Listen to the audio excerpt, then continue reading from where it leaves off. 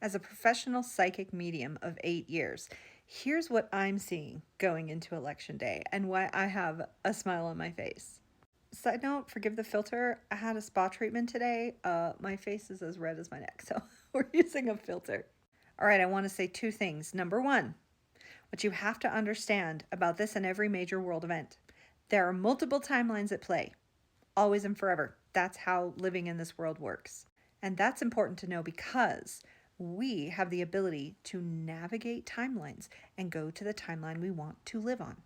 That doesn't necessarily mean we have all power to just make life exactly the way we want it. I don't personally believe that. Sometimes we do have to live through difficult things because it is what our soul has requested for our growth and for our learning.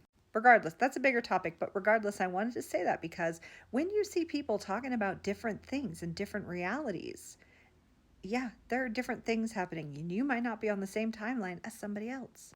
And also, there's a lot of lies and bullshit out there, so put that aside. The next big thing I want to say, and this is huge, this is the big thing.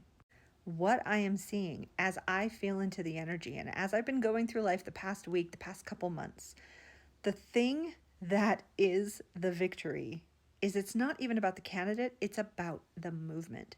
And this is a divine feminine movement. I don't mean that it is exclusively about women and for women. I mean that this is about matriarchy, not patriarchy. This is about how divine feminine leadership looks. This is about the fact that the people are done with abuse and oppression and misogyny because it hurts more than just women. Misogyny and patriarchy hurt everybody. Matriarchy says we are a circle. We all sit together. There is room for everyone. Everyone deserves to be nurtured and healed and whole and heard. And that's what I'm seeing about this political movement. It's not explicitly about the candidates. It is a representation of the movement of the people that has been happening for decades. When we talk about the shift to 5D, when we talk about the rise in consciousness, when we talk about all of it, you can see it in this election. Because healing is not just peaceful and rainbows and, oh, everything's great. Healing is ugly. Healing brings out the worst in people who are refusing to be healed. So all the ugliness and the nastiness and the division and the chaos and all of that is evidence that the movement is happening. And those people who are refusing to change and grow and heal are being strangled by the energies that say, no, the rest of us are done with that and we are moving on.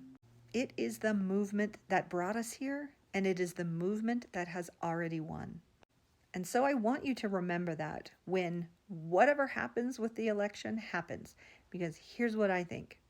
Regardless of who wins the election, the movement will continue to go forward and to gain momentum and to be louder and stronger.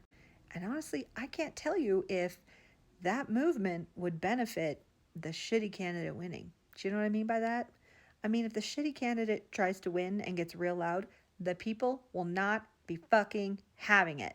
So, this is me saying, I'm not predicting the future. I'm feeling the energy of the movement, and the movement is unstoppable. So, whatever happens today, next week, next year, whatever happens, politically, otherwise, the movement has arisen. The movement has won. The movement will continue to go forward. And that's what we're here for. That is why we've incarnated. We've incarnated for this shift. And we are seeing it in action. And no matter what happens, it cannot and will not be stopped. Period.